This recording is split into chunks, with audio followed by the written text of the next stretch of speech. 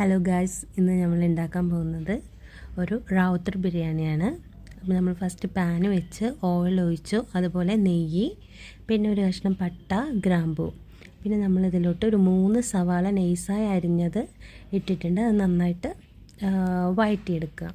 അതിലോട്ട് നമുക്ക് ആവശ്യത്തിനുള്ള ഉപ്പ് ഇട്ടിട്ടുണ്ട്. അതുപോലെ ഒരു 2 തക്കാളി ചെറുതായി കട്ട് ചെയ്തത് അതിട്ട് ഒരു 2 മിനിറ്റ് ഒന്ന് അടച്ച് വെച്ച് വേവിക്കുക. പിന്നെ അതിലോട്ട് മല്ലിയില, പുതിന അതിട്ട് നന്നായിട്ട് ഇതാക്കുക. പിന്നെ അതിലോട്ട് പട്ട, ഗ്രാമ്പൂ, ഇഞ്ചി, വെളുത്തുള്ളി, ഒരു പച്ചമുളക് ഇട്ടിട്ട് ഒരു 2-3 കുഞ്ഞുള്ളിയും അതുകൂടി ഇട്ടിട്ട് നന്നായിട്ട് സോട്ട് ചെയ്യുക. പിന്നെ അതിന് ശേഷം ഇട്ട പൊടികൾ പറയാൻ മുളക് പൊടി, മല്ലിപ്പൊടി, മഞ്ഞൾപ്പൊടി, പിന്നെ ഒരു ടേബിൾ സ്പൂൺ ഗരം മസാല അതിട്ട് നന്നായിട്ട് വഴറ്റിയ ശേഷം ഒരു 2 സെക്കൻഡ് ഒന്ന് അടച്ച് വെച്ച് വേവിക്കാം.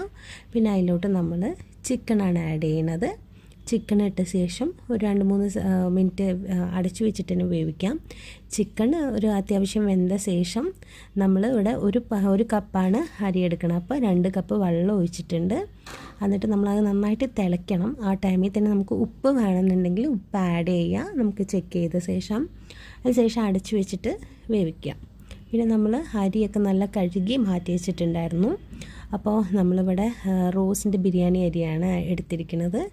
അതുകൂടിയിട്ട് ഒന്ന് നന്നായിട്ട് അടച്ച് വെച്ചിട്ട് നന്നായിട്ട് വേവിക്കാം. അതിനുശേഷം അതൊരു 75% വെന്ത് വരുമ്പോൾ നമ്മളിതിൽ കുറച്ച് തൈരും അതുപോലെ കുറച്ച് നാരങ്ങ നീരും കൂടി ആഡ് ചെയ്യാം. എന്നിട്ട് നന്നായി ഇളക്കിയ ശേഷം ഒരു 2 മിനിറ്റ് ദമ്മിടുക. നമ്മുടെ ബിരിയാണി